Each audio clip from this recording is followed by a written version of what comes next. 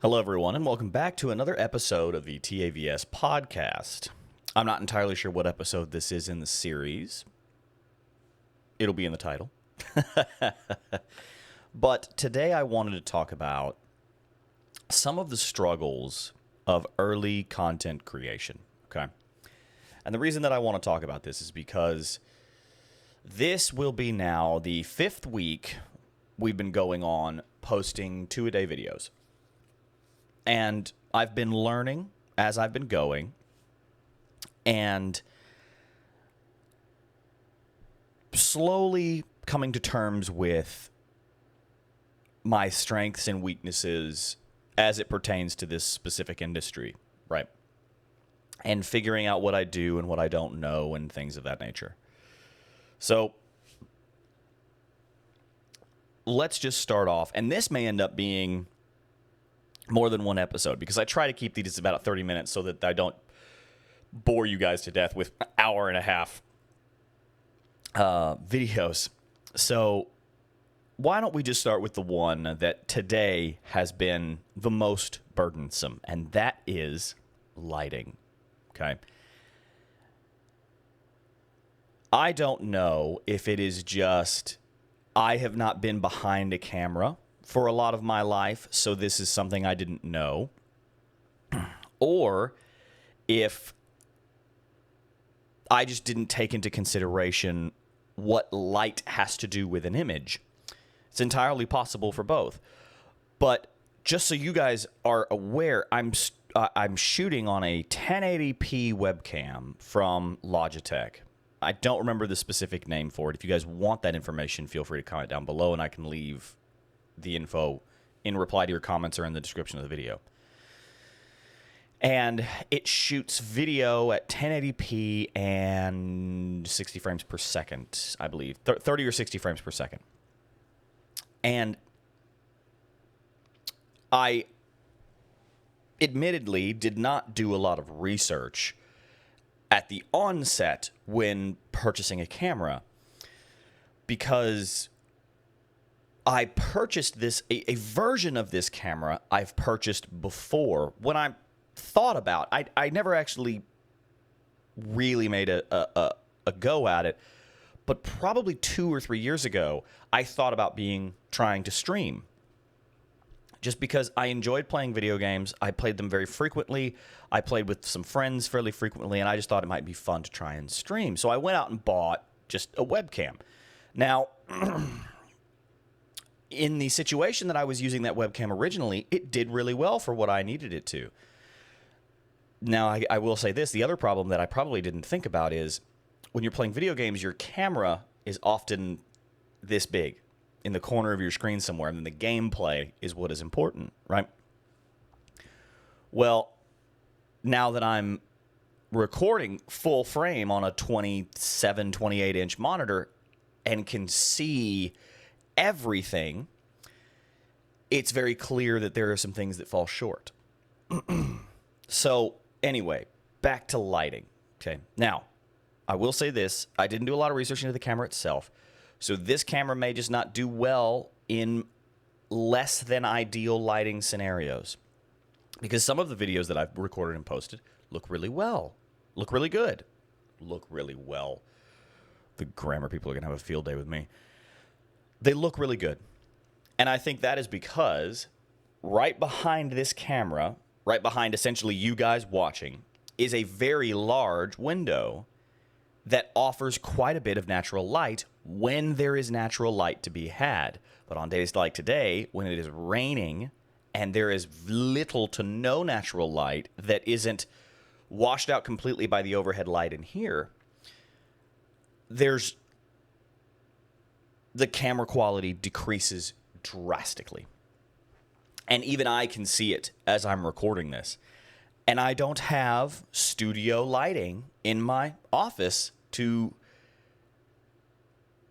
replicate that setting. And one of the reasons that I film here is my series Breakfast with the Viking. I often film that as the sun is coming up over the horizon. So the lighting itself gives a very ambiance type of feel where it's like, ah, yes, early in the morning, the sun's coming up, he's talking about whatever quote he's got with his coffee in his hand, and that's the setting, that's the design behind that idea, right?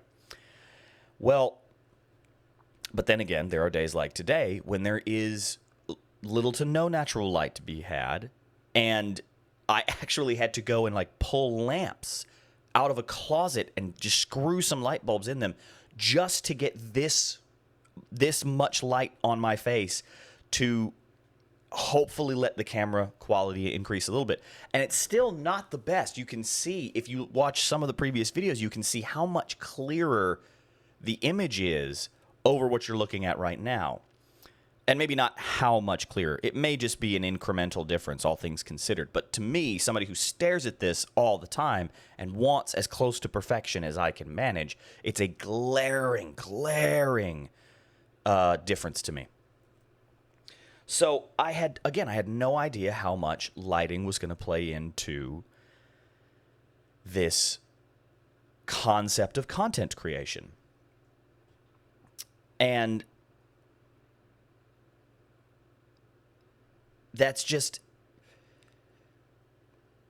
of course, in these very early days, there's not a lot of money to be had in this right now. Not a lot. There's no money to be had in this right now. I'm just doing it because I am passionate about it and want to entertain an audience, even if it's only 6 people that watch it, right? And so I can't just go out and drop a couple $100 or $1,000 on really good lighting equipment that fixes that problem just like that, right? I wish I could. Trust me, that'd be awesome. But so there's just, again, as I go, there are things that I don't know that I don't know. And that's a tough thing to... It's tough to hit a hurdle, or hit an obstacle, rather, and not be entirely sure what that obstacle is to begin with, right? Because there are a couple of things. One, I could have bought a different or better camera that does well in less than ideal lighting situations, so that I could still get the image clarity and quality that I wanted without having to worry about going out and ensuring that the lighting and the angles of the lighting and the overhead was great, without having to worry about all of that. Or I could have bought the cheaper camera that I have and went and spent the money I saved by not buying a high-end, low-lighting camera and purchased whatever lighting I needed. But again, you don't know these things until you know you don't know them, which is tough in its own right. And there have been so many instances like that, where you don't know something until you come up against it. I didn't know very much about cameras in general when I started this. I really thought I could just hook something up to my computer, plug and play, and let's go, which is essentially what I've done. But there is so much that I can and hopefully will and should be doing in the future in between me recording and you seeing. And lighting is one of them. But one of the issues I ran into is space. Video takes up so much space so quickly on hard drives. And I thought I had a pretty good machine built. I thought. And when you start trying to mess with video editing and stuff like that, you start to realize just how much you could improve your given setup. So, I think, here's another big problem that I have. Okay, so we've gone over lighting. So that'll be part 1 of this video is the lighting issues that I, again, didn't know, and am now trying to just kind of fiddle my way through it as best as I can until hopefully there's some money either in this or in another part of my life that I can invest some more into this. So part 2 is going to be software, we'll just call it the tech portion, okay? So in terms of hardware tech, I wish I had a beefier computer. I wish I had, probably honestly, it's better graphics card. I wish I had a better graphics card, and I will explain why when we get kind of full circle here. I have a decent CPU. My RAM is doing okay, all things considered. Oh, excuse me. I also wish I had a larger M.2 SSD, for those of you out there who know what that is.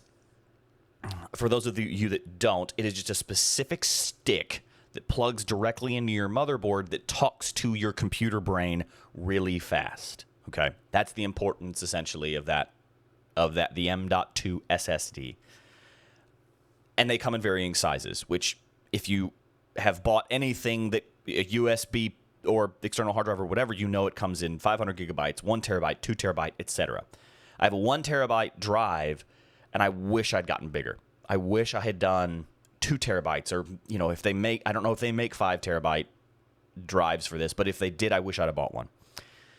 Because that thing filled up so quick. When I started, now there was a lot of stuff on this computer previous to starting to do content as a career. Okay. My M.2 drive, which is the high-speed one, my M.2 drive has functioned as my game drive and boot drive and all those other things. And there are some games that are fairly sizable, all things considered. So there was a bunch of stuff on this drive before starting content creation full-time. But still, I wish I would have gotten a larger SSD. Okay. Now, I have a hard drive, but it's the old disk type, and it's just significantly slower in terms of read and write speeds and stuff like that. It's larger and works the way that it should. It's just unfortunately slow at times. And when you're trying to move and edit video files and stuff like that, you want that speed. So anyway, I wish I had gotten a larger M.2 SSD drive, and I wish I had gotten a better graphics card. Now, the better graphics card, honestly, probably wasn't ever going to happen because I bought my graphics card back in the massive graphics card shortage, and I bought a 2060 Super, okay? This is when the 30 series had already come out, and I bought a 2060 Super for probably $800 or $900, which I know a lot of you are going to say that I paid way too much for that. And you're right, I probably did.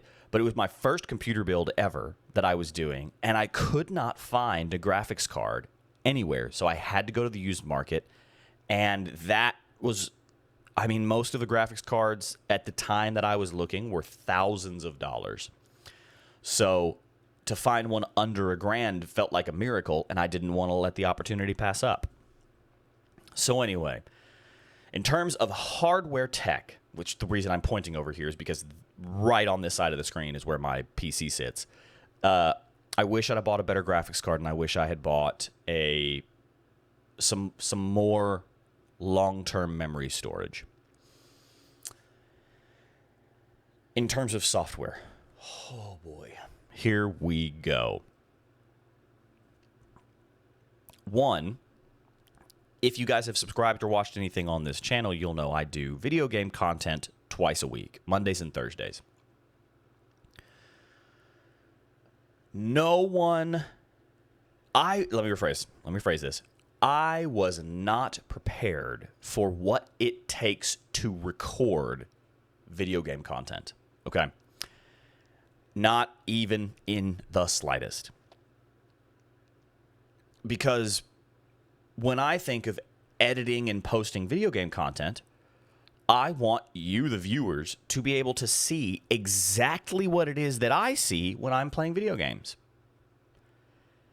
And for whatever reason, that has been an extremely difficult problem to solve. Okay? And I'll just kind of take you briefly through the steps here.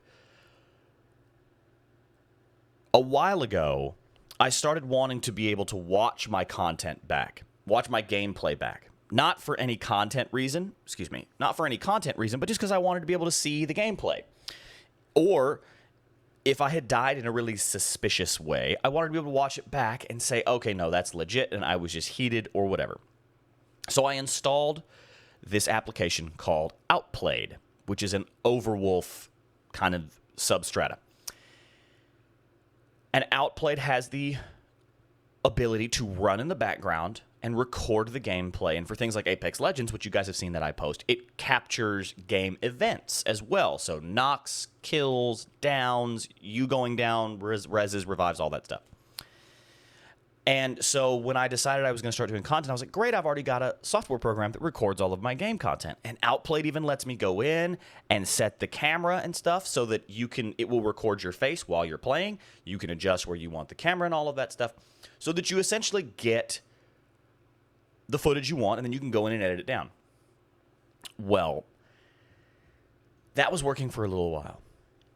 And then Call of Duty came out, and I wanted to play some Call of Duty content. So I bought Modern Warfare 2, and I was playing Warzone. I've been playing some Warzone and some DMZ and some other things with some friends of mine. Well, Outplayed does not have a built-in ability to monitor Call of Duty. Outplayed has the ability to monitor Apex and a bunch of other games. You can go into their settings and select the games that you want it to record, and it will run in the background. And when it realizes you've opened that game, it'll open its recording software and begin its job. Okay, which is really intuitive and pretty great, all things considered. Outplayed doesn't have any of those features for the new Call of Duty Modern Warfare 2, Warzone 2, or DMZ. What they do have, however, is a screen recording feature. So one day I went in and set up that screen recording and set it to record.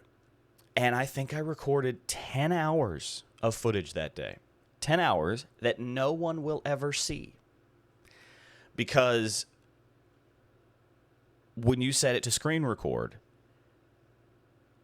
the difference between the screen recording feature and a specific game that it's trying to capture is on the specific game side, you can go in and set the quality of the recording, if you want the highest quality recording you can get, all of those things, right?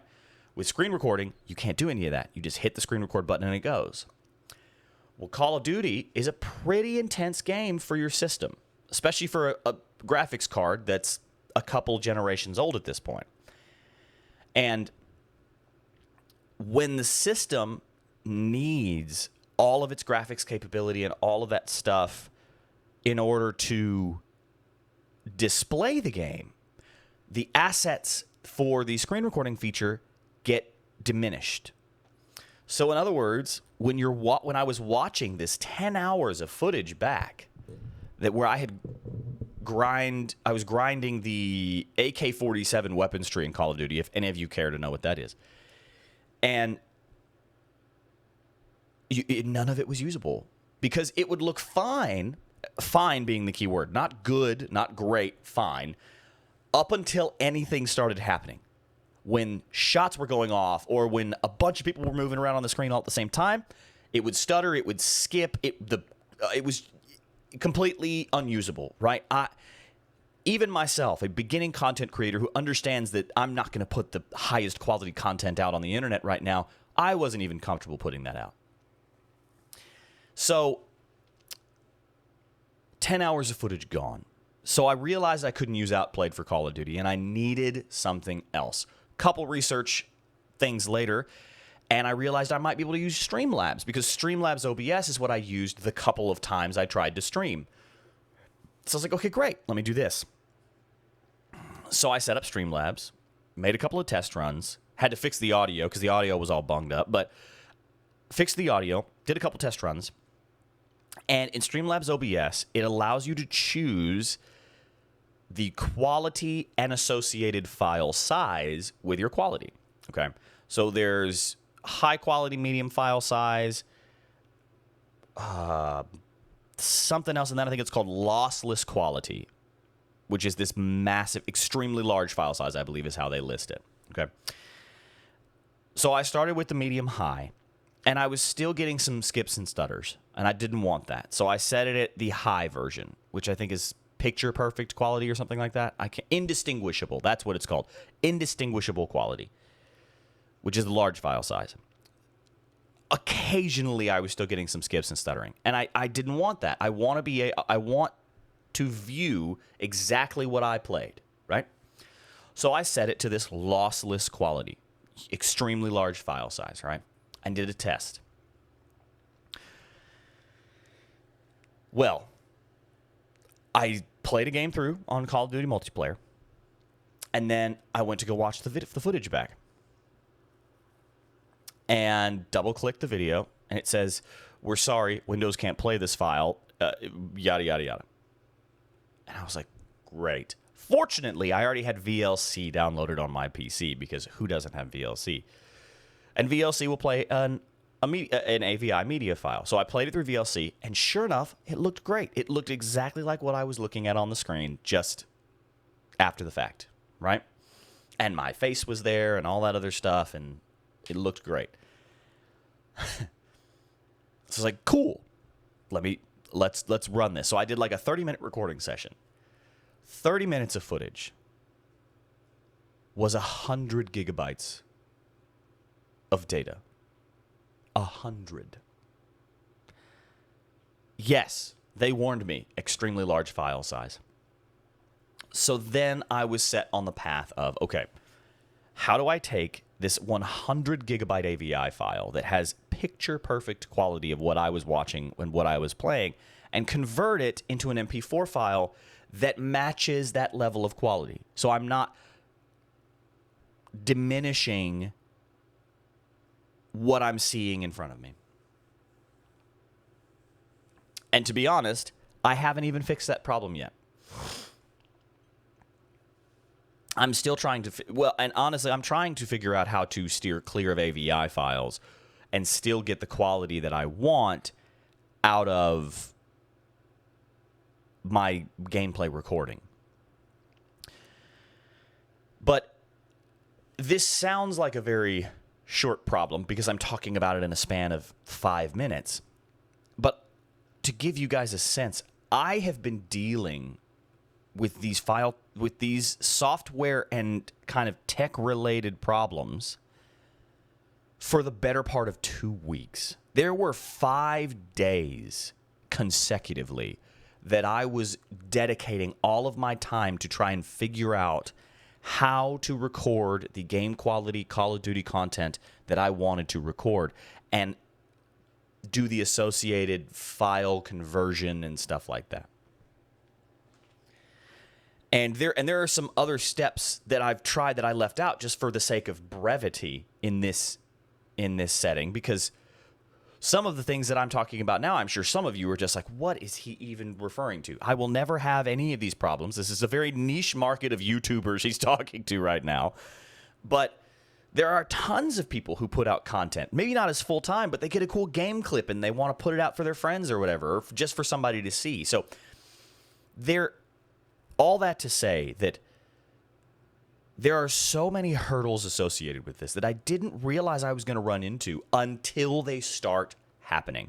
And that's tough in a real way because, for example, I'm recording this a week before I will post it. So I have a little bit of a buffer zone. If something happens or if the quality isn't great and I have to go back and record new content to edit or something like that, I have a little bit of a buffer zone. But there are people who don't have that buffer zone, who are recording, editing, and posting all within a 24 to 48 to 72 hour period. So if something goes wrong, their whole posting schedule can be thrown off. I have the ability where, yeah, I just can work a couple longer days and I'll be okay, right? I can catch back up. But again, you don't know these things until you know you don't know them. And there are so many little things that I could do to improve, that I want to do to improve. But most of them are a monetary movement, right? Like I can go buy a better camera, which I intend to. That's like one of the first things on my list, is to go buy a better camera. But, and then, you know what? Tune in next week, because we'll talk about why I hate iPhones now.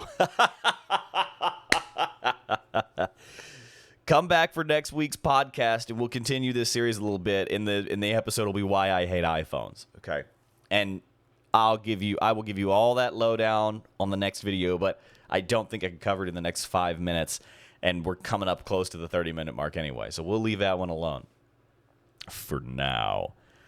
But I'm coming for you, Apple. And so anyway, it's just, there are a lot of struggles and there's a lot of obstacles, and it definitely feels like at times you're Sisyphus pushing the boulder uphill, because you just eventually know it'll roll back down and you're going to start over again. But